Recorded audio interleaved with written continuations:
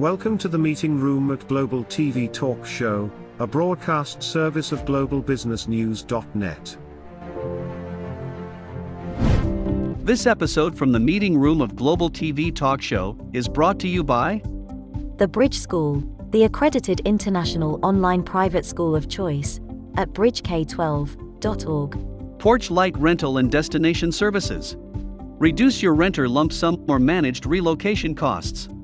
Visit them at porchlightrental.com. Cube Monk, featuring the world's first smart cube. Track your goods with our advanced GPS system. Welcome to the future of moving and relocation at cubemonk.com. Primestone Partners, featuring corporate, government, and developer housing solutions, as well as senior-level advisory services. Find them at primestonepartners.com. And by heirs.com. With our full range of services, we can help design and manage your international relocation. Find us at heirs.com. Insured Nomads provides protection and peace of mind with health insurance, travel insurance, group, or tailored insurance for the globally mobile. Visit us at insurednomads.com. And by International Auto Source. We are the vehicle experts for expats, featuring all major brands of automobiles with flexible solutions and financing. On the web at intlauto.com. Become a global player in your field. Cross Culture to Go provides virtual support for your global business and career success. We can help you thrive in 140 plus countries and markets. On the web at crossculturetogo.com. It's Ed Cohen in San Diego, and this, again, is Global TV Talk Show, a news product of globalbusinessnews.net. Go and visit. You're going to see some good stuff on that page. We built it in '03. Actually, I didn't, but a friend of mine did, and he had lots of experience from Intel, and I've learned how to use my thumbs and make it work. Our special guest today is from Orange County, California, Paul David Walker, who's a longtime executive, top-level guy, and has been teaching. Actually, has been counseling and guiding other C-suite people for a long time now. He's written books. He's been an entrepreneur. And we're going to talk today about inventing your own future, about what it takes. And Paul, welcome, of course. And invent your future according to your calling, or discovering what your calling is. Yeah, starting with your calling. Invent your futures. So let me tell you what I mean by your calling. So, please do. As a company, the marketplace is always calling for something. And the companies that discover what that is first or second are the ones that go ahead and succeed, because they are tapping into a natural feeling, a natural sense that's out there. And so part of my work is helping my clients, my companies, figure out what that is and address it and find ways to address it. So how do you find what the calling is? It's almost like a religious thing, isn't it? Well, no, it's just reality, right? The marketplace calls for something, or an individual has a skill. Let's just use an individual to start with. So a leader, here's what I do. When I start, with one of my CEOs, I have them tell me their life story, all right? And I want to hear the highs and the lows. Now, starting with their earliest memory up to the present. Now, in their successes, there's a pattern. Everyone has a pattern that they work from when they're at their best, when they're in the zone, whatever you want to call it. There's a pattern. And that is how I define an individual's calling. For example, mine, having done the work this on myself first, where I started with CEOs, mine is the first thing in my consciousness is kindness. I'm a very kind person. I always have been.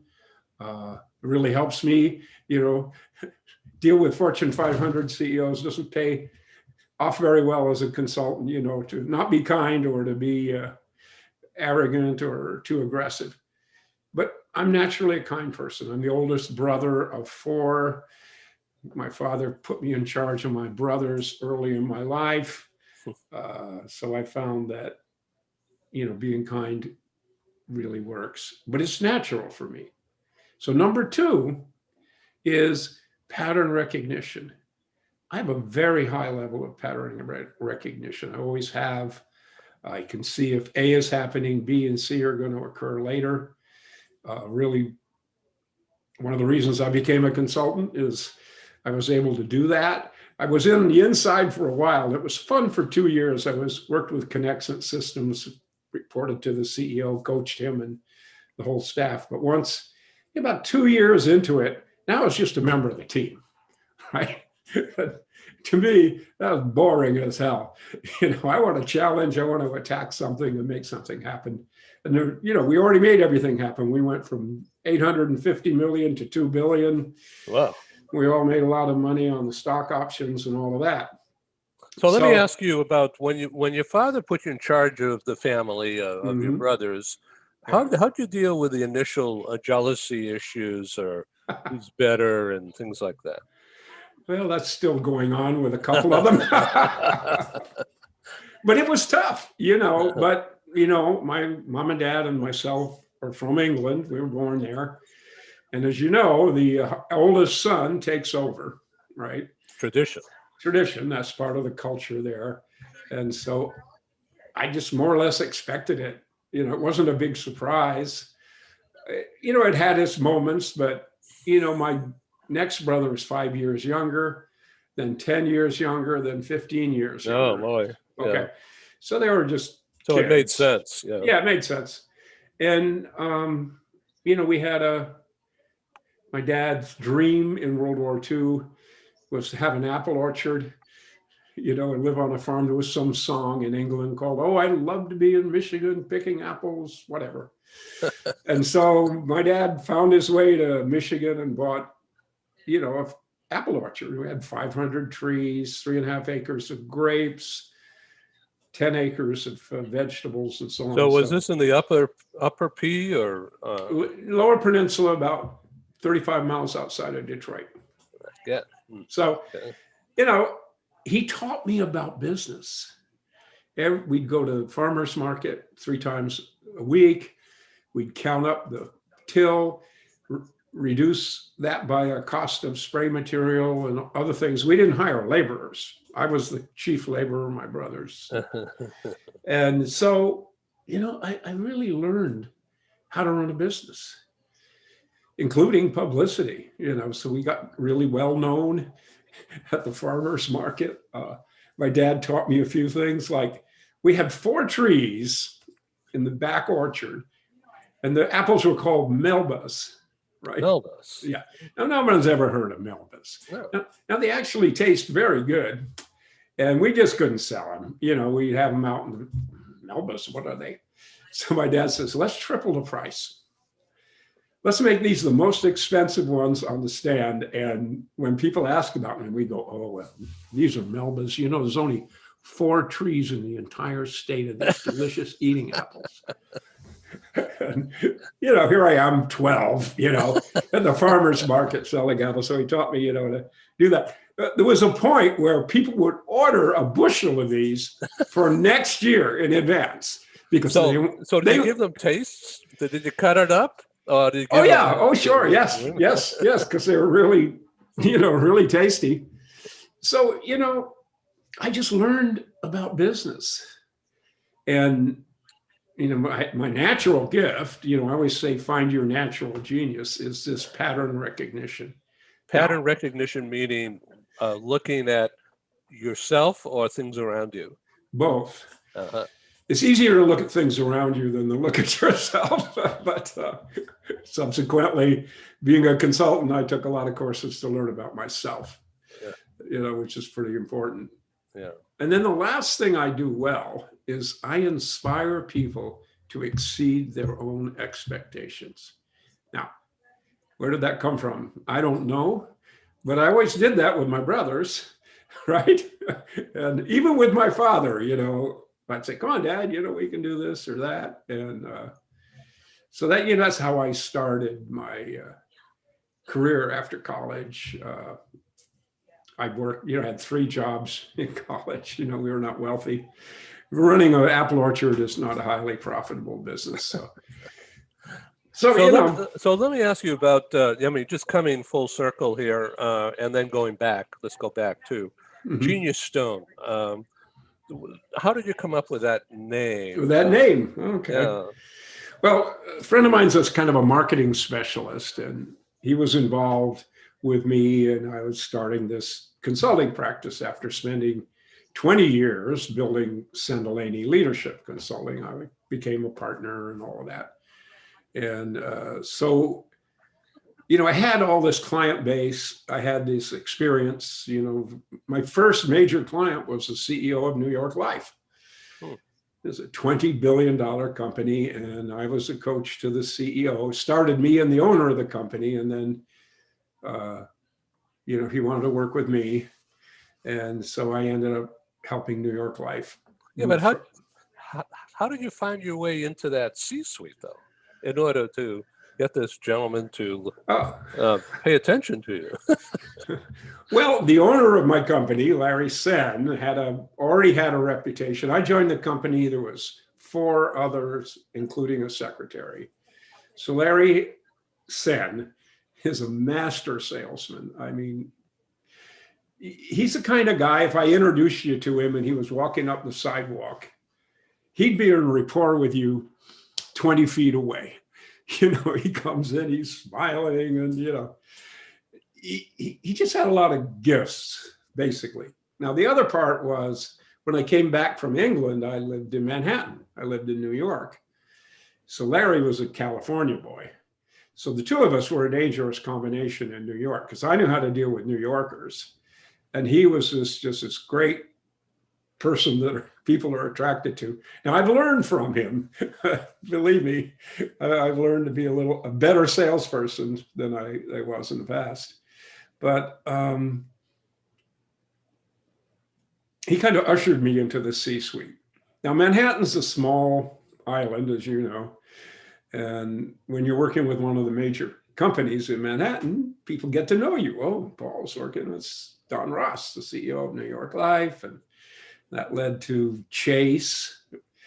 I was involved in the merger between Chemical Bank and Chase, because Chemical Bank was one of our clients.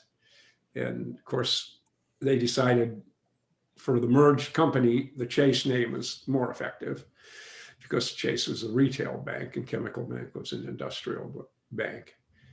But I don't know, people just got to know me in New York.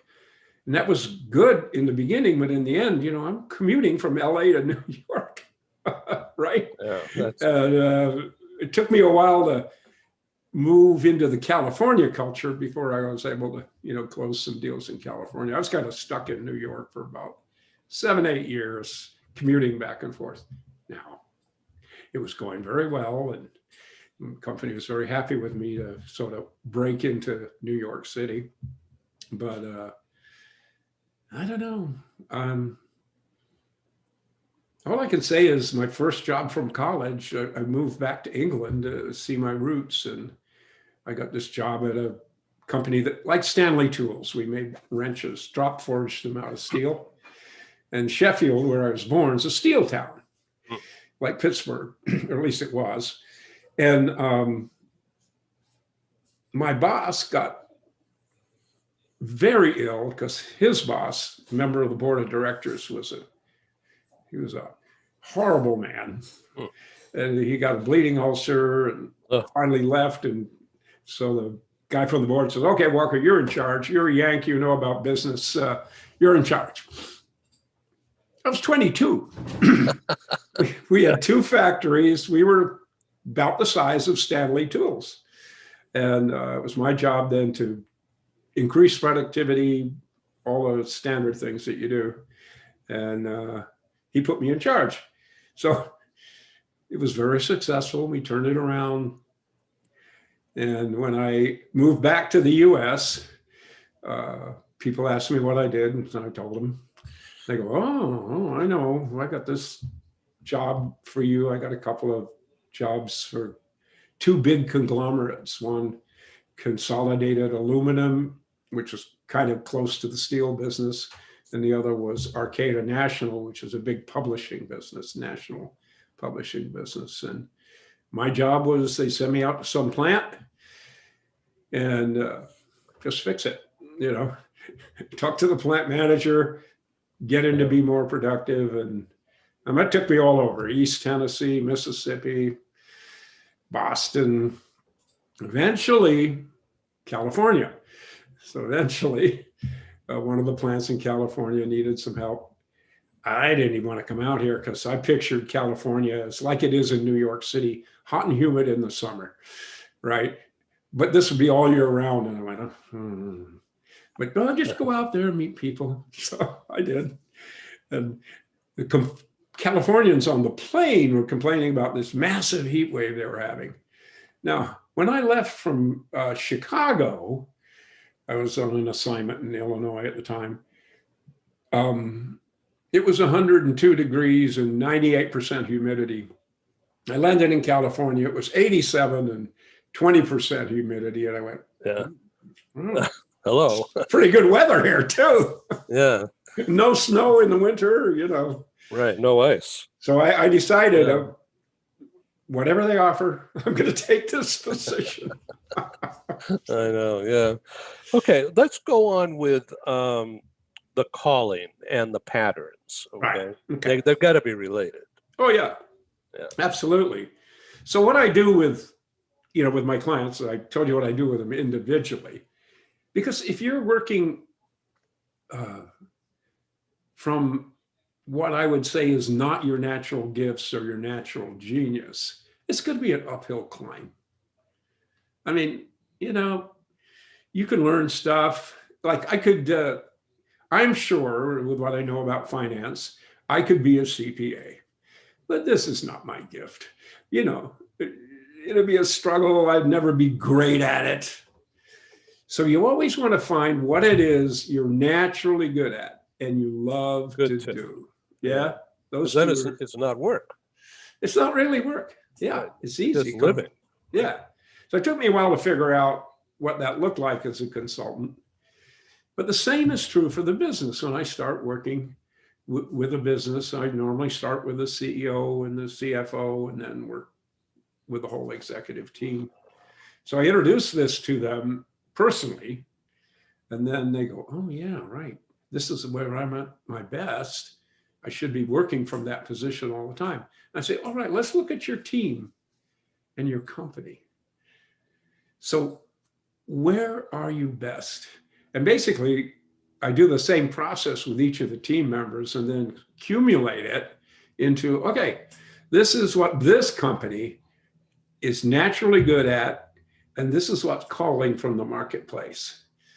Now, how do I find out what's calling from the marketplace? I talk to everybody on the team. Sometimes they'll let me call customers and I talk to them, and I can see, it's just like, it's hard to see yourself. If you've ever had a personal development course, which I had early in my career, is you can't really see yourself accurately. I mean, you might think you're good at this and you're lousy. Or, which is more common, people are actually good at something, it's their natural gift, and they're not even aware. And they're doing something entirely different, right? So I look at the team, I look at the market, and then I go, okay, this is, as a team, what you guys are good at. So you need to pursue opportunities that fit your natural gifts instead of opportunities that your board might want you to pursue. People just come up with ideas. They're just doing what they do. And so I interrupt what they're doing and saying, well, can we do better? Let's see what the skills are of the team. And when I first started consulting, our firm was specialized in aligning strategy, structure, and organizational culture. This is in the 80s. People thought we were crazy. Let me ask you, if I may, if I jump in, because the word culture is a big word these days and nobody seems to know what it is, but everyone has ideas. It's sort of like the blind man touching the elephant or something. Yeah. So Right. is culture any different than it was? I'm talking about business culture Yeah. in companies, multi-layered companies. Back in the 80s, was it different than now? Not really. No. Culture, just to tell you, It's people. my definition is Yeah. how we do things around here. And you find that out. That's the first thing I do is I interview the senior team, whoever they'll let me talk to, because I want to find out how they do things around here presently. That's enlightening to me.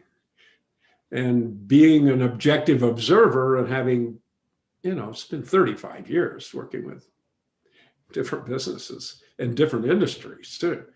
And I could see what they were doing wasn't naturally their gift. And how do you know that? Well, you look at EBITDA, you look at outcomes, and their competition's doing better. So they're not doing correctly.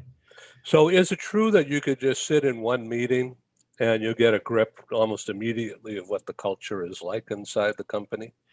Well, I can, because I've been doing this for 30 years.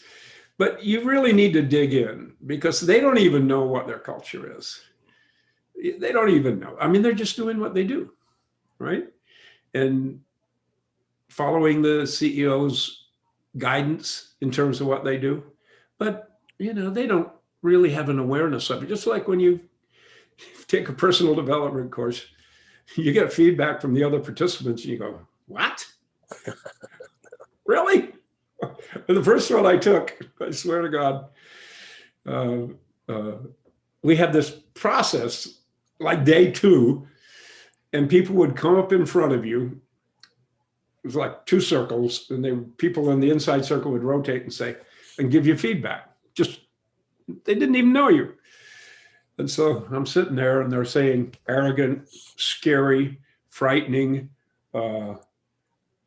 vicious, stuff like this. Excuse me. And I'm going, what?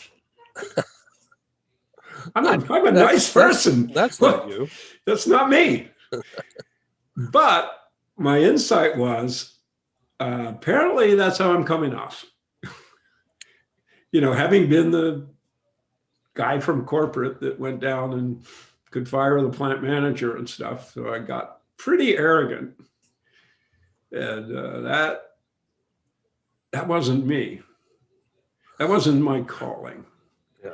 But, you get forced into things you have to do. You turn these companies around. So that was a big insight.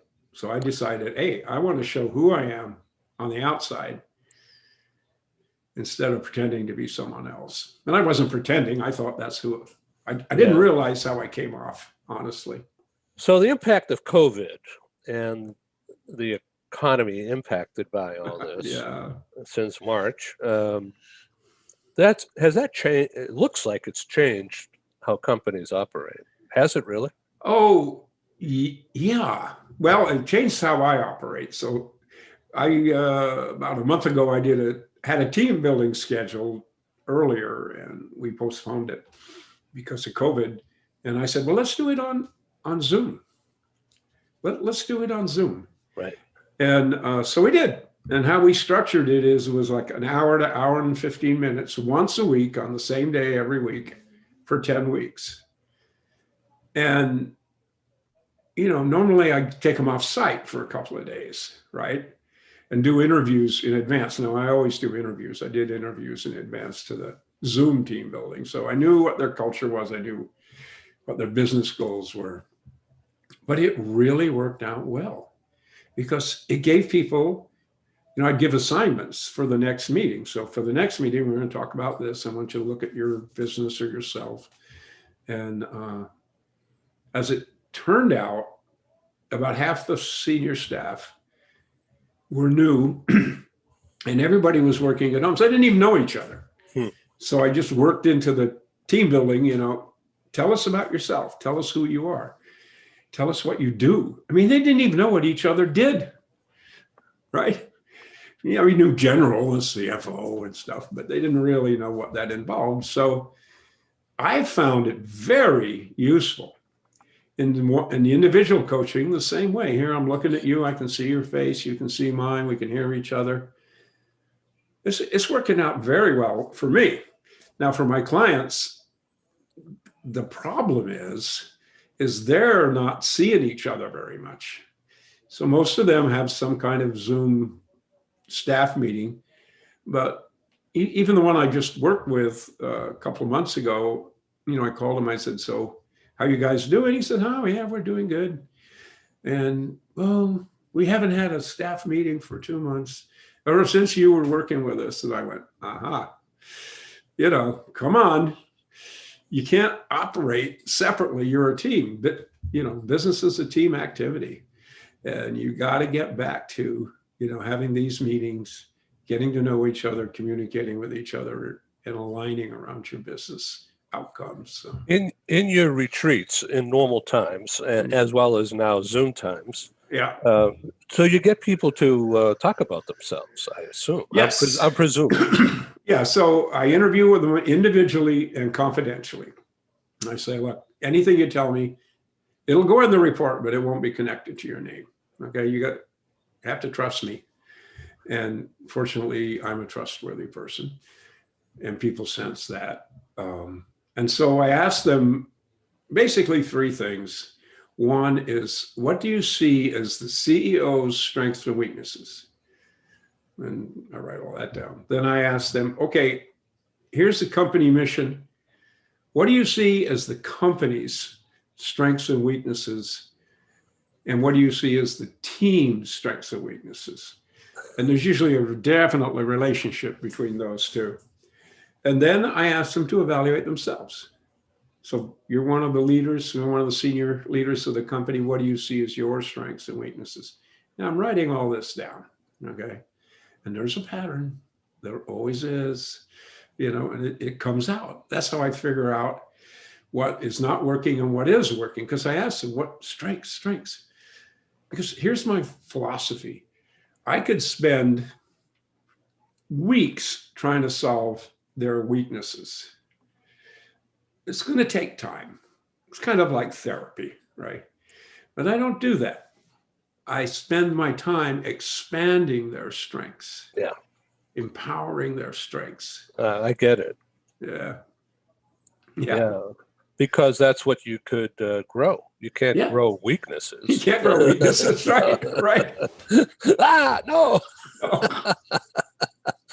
Where do we go from here? You know, no more. But you know, not that I don't deal with the weaknesses, but that comes later. The weaknesses just kind of move out of the way once they're locking into what they do well, knowing what they do well, and I generally find that out in the interviews, and I feed it back to them. So we'll have it first. I meet with the CEO. Say, here's my report. Here's your strengths. Here's your weaknesses. Here's your strengths and weaknesses according to your people. I don't know if it's true. This is what they're saying. You need to know what they're thinking. You have to be very careful with that, of course, right? But then we put a plan together. Say, okay, got that. Now we want to work on the team to expand these strengths. And if you look at the strengths, whenever you've had a success as a company, same as an individual, this is how you operated. Now, there is luck. I mean, you know, people get lucky, but that doesn't happen all the time. I want to know what they do as a team and as individuals to create success, actual success, not the theoretical success, but what did you do and how did you get from A to B? So in your discovery, you're looking at a mix of people. I'll just presume that there's a mix of people from different backgrounds and whatever. So do you get to say there's a weak link here, you got to fix that because it's not helping? And so are you involved with the hiring or the oversight of an executive search? Um, well, not directly, but I make it pretty clear what the strengths and weaknesses of the team are and what the CEO's strengths and weaknesses are. And they'll oftentimes ask me to share who's good and who's not. Now, I won't do that. I'll say, you need to find out who's good and who's not, right? And don't ask me to confirm it. You've been working with them for 5 or 6 years. And then they'll say, well, there's a couple of the guys or gals I'd like you to coach. So my response to that is, well, tell me about this person. I'm about to do it with another client. What do you see as their strengths and weaknesses and so on? And somewhere in that conversation, I say, I'm glad to coach your people, but I only want to coach somebody you think is really valuable to the team and the business. They might be a behavioral problem, and we can fix that. But let's not spend time and money coaching somebody who's just never going to make it. And they'll say, well, do you think this person will make it? I go, I can't tell you that. But you tell me. That's really smart, Paul. Yeah, well, it keeps me out of lawsuits. You just stay away from that one. Oh, yeah. They want to know, but I won't tell them. So they already know, for God's sakes. Yeah. So are each of your books along the same pattern? The last one, Invent Your Future, Starting With Your Calling, I interviewed 25 successful CEOs, and 3/4 of them were not my clients. Okay, make a point of that. And that's how that book evolved. The book before that, Unleashing Genius, is basically based on my experience as a Fortune 500 consultant. And I take it to a pretty deep level because that's who I am, a philosopher and a writer. And so that book is sort of a standalone based on my experience. And then once I started my own firm, I decided to interview, mid-cap CEOs to get their view of what's important. And the second book, includes stories from all of them. And some of them are big companies. BJ Hart, CEO of California Pizza Kitchen, is one of them, and great leader, by the way. And he retired with more money than he can count. And so that's how I do it. I dig in, I find out what their business is. I'm a skilled business person, not just a consultant. I know business cold from my father. So the technology today seems to be, this is it, but to what extent, if you had a robot behind you in your office, what would you have that bot do today? A robot? Or tomorrow? A robot bot. I'd have him do everything my wife does, which is the finances, the numbers, the invoices, those kinds of financial things that, it's not that I'm dumb at it. I'm pretty good. No, I know. It's somebody else's job, right? Yeah, it's not my job. It's not my genius, right? No, but understanding culture, understanding leadership. I was a leader since I was 10. Yeah. So what about the role, the increasing business role of the CHRO, all right, the Chief People Officer in an organization?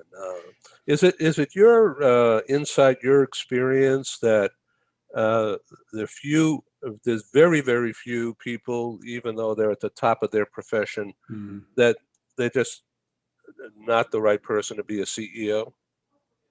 Oh, sure. Yeah. It's a tough job. It's one thing to be executive vice president, have your little team, but it's another thing to be the CEO and have to deal with the board of directors, which is another area that I help them with. And, you don't have anybody to talk to. You can't talk to your team members about your weaknesses. You can, and I would recommend it over time, but no, I don't know about that. And so I'm somebody that can say anything too, and it'll be confidential. And you're talking to somebody who's very experienced in business, understands culture and strategy, and really, they just need somebody they can talk to, you know, who they don't have to worry about the press or anything like that. They can tell me anything. I mean, some of my clients, you know, they look like big, powerful people, and they are, but you know, they have their weaknesses just like all of us. Right. You know, it's human, right? but they have no one to talk to, particularly if you're the CEO. You can't talk to the board and say, you know, I'm having really trouble I know. motivating my team. You know, and the board goes, oh, let's get rid of this guy. I know. They're not going to do that. So you've really mastered a very difficult position. There's no, I don't know. There's no boundaries on what you're doing. Yeah. I mean, you make your own because your experience and your insight says that's not where I want to be, or not my role today. And you bring it back to the personal challenge of what you said earlier about the definitions, being clear on your own definitions, and learning from what they're thinking about and what they need to achieve. And then you have your ways, your patterns, or programs to apply to that situation. Yeah. I've done, you know, it's been 35 years. Yes. Right. That's correct. Yeah. What's your next book about? Well, actually, my next book is a novel. And that means fiction. It's fiction. And it's called Druid, right? I'm English, right? And it's part of my heritage. And the good news is there wasn't much written about the Druids. You know, they've been around for over 5,000 years. And they may have created Stonehenge, I don't know. But they were the priests and the intellectuals of the Celts back 2,000-3,000 years ago. Okay. So I have all kinds of license. So this is a very deep novel, but a fun novel. And so I'm putting in some things that are so far out that I couldn't really do this with my clients. Right? Well, this is your imagination at work. So if you could describe the physical description of a Druid, would they be short or would they be like you? I don't know. Probably more. In those days, if you weren't big and strong, you weren't going to be a leader. I know. How could you possibly move one of those Stonehenge stones? Well, we don't know. I have a theory, but that's not all I have, right? So do you think it was the same kind of guys that developed that Easter Island statue? Well, there are these stone circles all over Europe, right? It's not just the one in England. And I don't know. You know, it's amazing when you look at Stonehenge. It's in line with the sun and the moon, and you know, it's a vehicle for forecasting the seasons, which is pretty important when you go to an agricultural culture. Absolutely. So I don't know how they did it, but So so now you're top level advisor to CEOs of important economic entities. And there's a lot of people currently and today impacted and hurting financially and maybe even mentally to some extent because of the pressures of worrying about disease, or maybe they have actually had it, or they're afraid of it, or there's all kinds of things going on now from a leader. And this is not politics, it's just business. But we got a problem in this country, more than one problem, but a lot of it is just communications, I think, and figuring out how to communicate across boundaries, mental boundaries, maybe political boundaries, but it's more mental, I think. From my perch. What say you? I'm running out of words here. What say me? Well, I think it's kind of a wake-up call, in a sense. Yeah, we have to address things. Yeah. And people now have time, they're forced to stop and think about things, right? People are working from home, they're closer to their families. It's kind of slowed the pace of business down pretty dramatically. And I think it's created a lot of reflection in people's lives. Am I doing the right thing? And some people who are unemployed, now, Right. I generally don't work with unemployed people. Right. But I would imagine that they're looking at alternatives, just like I have looked at alternatives for my consulting practice, right? Right. Doing it in a different way, learning. I'm not going to give up this Zoom thing just because this is over. I mean, how many hours I spend driving to LA or Orange County, right? Or flying to New York, or, I'm like, no, I'm going to continue. And I think some of these practices that businesses and people have developed because of COVID are going to continue. No doubt about it. Be hybrid. Yeah.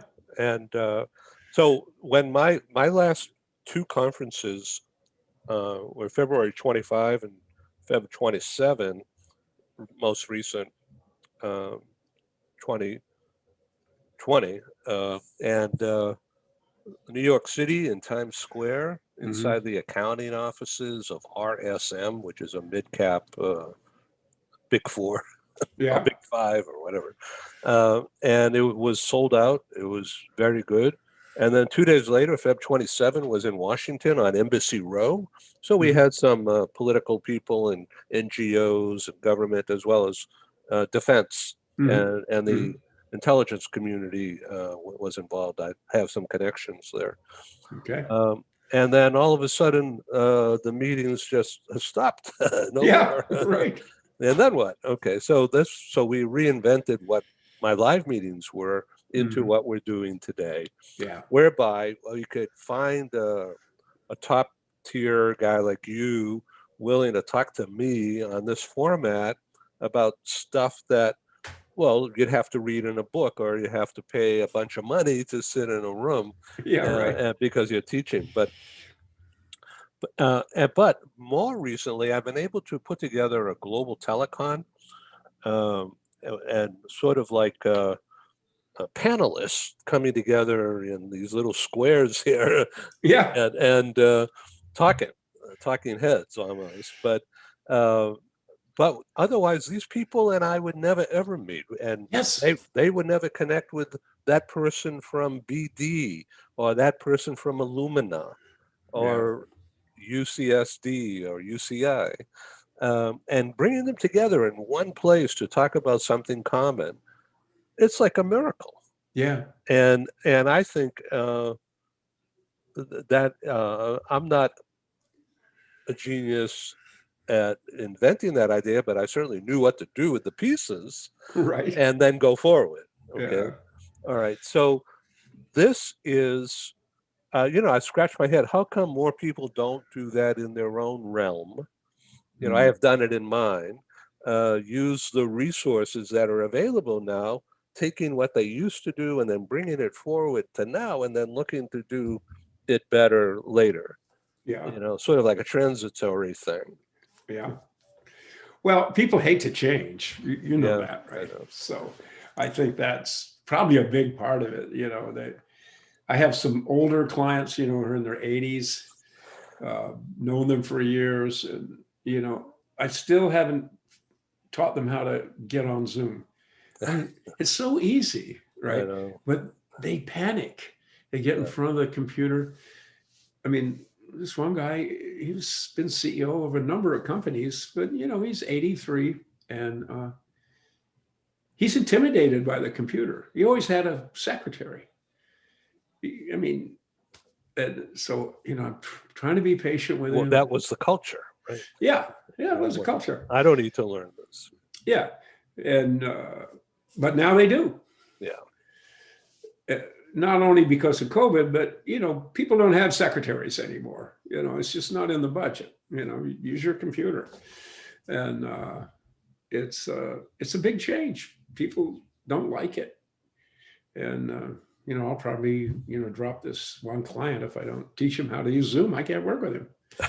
Right. I'm not having him over here. No way. You know, Right. I have this beautiful retreat center and a lot next door, a little cottage where I used to bring my clients. And, but I'm not bringing it. I'm 73. I'm not bringing anybody over, even my kids. Yeah. I work with them on Zoom. Well, come on, Dad. You know, we're all right. We don't have it. Yeah, maybe I do. No, stay home. Let's do it on Zoom until we're sure, you know, this is passed.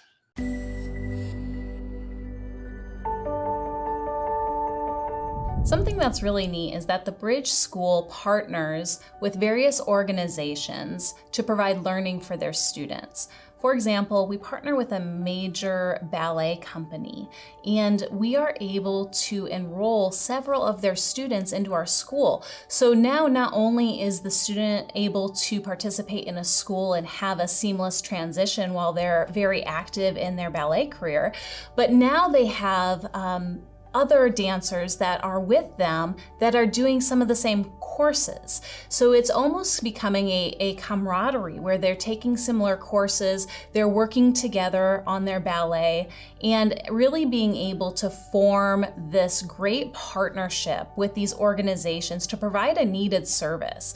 A lot of times there are student athletes who will spend hours and hours at the gym or at the basketball courts, wherever it is. And if they're attending a traditional school, they're in school from 8 to 3. They get a quick snack, and then they're at the gym for 3 to 4 hours in the evening.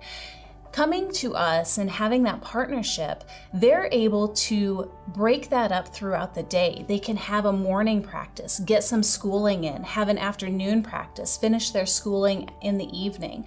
So there's that flexibility. And additionally, if there are tournaments or performances, it's fantastic because if there's a week where they have shows straight through, they can take that week off of learning and then pick back up when they're done. So it offers this great flexibility. And for the program owners of these sports leagues, it is a win-win situation for them because they see this need. They see this need that their students need to make sure that they are obtaining the grades necessary to be successful adults in our country and in other countries. But it provides them an environment where they can be successful at both.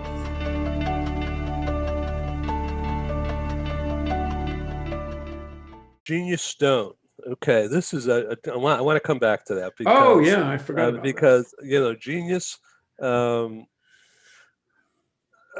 Genius Stone means it's not ephemeral. It's Right. permanent. I mean, Yeah, it's what it is, right? Well, my first book was Unleashing Genius, right? So one of my friends who's a marketing specialist, you know, I'm going, okay, you know, I got this book, I got this consulting firm, need to give it a name.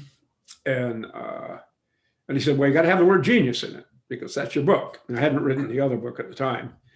And I said, okay, but it's got to be something solid. You know, it can't be airy fairy, right? And so, you know, we brainstormed and I said, well, what about Genius Stone Partners? He goes, that's it. Perfect. Because it has that solid, you know, cornerstone feeling to it. And yet combining it with my book, which was called Unleashing Genius. So I'm reading a series of books. I'm reading a bunch of stuff, but mystery and espionage, things like that. And Sorry. so the author's name is Dan Silva, Silva. He's done a whole bunch of books. It's usually about the Mossad, the Israeli intelligence, and, Okay. Yeah. you know, the political stuff. And it's all fiction, they say, but you know, they're mixing in what's going on with Right. So I'm wondering whether your book is really fiction or is it taking from Tom Clancy's thing and making fiction out of it? It's not really fiction, no. But there's a lot of leeway. Nobody knows Yeah, well, you much about the Druid, so you call it fiction. So hey, it's fiction. I can making say whatever I want to say. fake it till you make it, and yeah. It's kind of like what was that? Crown of Thrones, that TV series. oh yeah, right. Thrones. Yeah, Crown of Thrones, right? Yeah, something like that. But King of Thrones. I don't know. But But it took place in Dubrovnik. yeah, but it's kind of like that, except it's not a lot of violence. Very little violence. But it's it'll have hoping to have a national appeal. The people who've been watching these kinds of shows. So. Well, I've really enjoyed this time, and I've learned from you, and I'm inspired. I think you sent me that book a long time ago, and so I must have it somewhere in a box. Yeah, I know how that goes. I got bookshelves full of books from my friends and stuff. Yeah. Invent your future. So the calling, if we can just sum up for a sec here, we come full circle. Okay. As we come to a close here. First of all, I'd love this, and I'd like you to come back and let's do another episode someday. Okay, that'd be great. Especially an update on the Druids and how they're doing. Okay. But the patterns. Yeah. Of what knowing thyself helps you know others, right? You bet. Yeah. Okay. So, how does one who's younger and not as experienced, or more corporate rather than free thinking within a corporate sphere like you have developed, how do you get there? How does one become a better consultant, in other words? Oh, okay. Well, you first of all, you study their business and their industry. You've got to know it. And you ask a lot of questions. When I first start, it's like I don't reveal a lot about myself other than what's needed to create rapport. But I ask a lot of stupid questions, right? I'm really interested in what people are thinking. Yeah. And I'll keep asking them questions until I get to what I think is the truth, or what they think is the truth. And I think a good consultant listens, synthesizes, and inspires people to act once they figure out what people could do to be more successful. And the trust factor, interpersonal trust. Yeah, it's everything. Yeah. They're not going to tell me the truth if they don't trust me. And it takes a while, to develop that rapport with them. Yeah, but, that's great. I've really enjoyed this. I just want to tell people that Genius Stone is one word, .com. It's actually 2 words, Genius Stone. But on an email, it's geniusstone.com. That's right. I'm looking at geniusstone.com. Right. Yeah. And LinkedIn is Paul D for David, Paul D Walker on LinkedIn. Yes. And so the audience for this program is going to be across the next 12 months and beyond.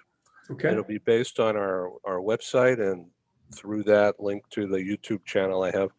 And we're going to pump it out in our executive series that we're building a one shot like this, and hopefully we do a monthly series or weekly or whatever, whereby we're developing a strand of thinking, a pattern, to use your word, so that others, so we build an audience of people who might like to want to tune in on this kind of thing. Okay. And so we're doing that with an executive recruiter, and we're doing it with a household goods mover company, freight, transit. And then we're doing it with CHROs and dealing with all these different issues these days, and the talent mobility business. And that's our sectors, if you will. Yeah. So well, I'm glad to do this, and just come up any topic about leadership or strategy that is in your agenda, I can probably address. Great. And would you like to be a part of a show that I have another author on this topic? Sure. Yeah. On leadership? Okay. I've got a list of people that I can bring together. But before I do that, I won't spring any surprises. I will communicate with you. Sure. So you could tune in on what we've done in the past. Yeah, that'd be good. Yeah, sure. Of course. Great. Thank you, Paul. Well, thank you. Make it a great day. Thank you. I really love what you're doing. And thank you. I love the idea of patterns and building the trust, interpersonal trust. So important. Yeah. Okay. Thank you. Thank you. Bye. Bye-bye. Thank you for joining us in the meeting room at Global TV Talk Show. Have a wonderful day, and stay safe.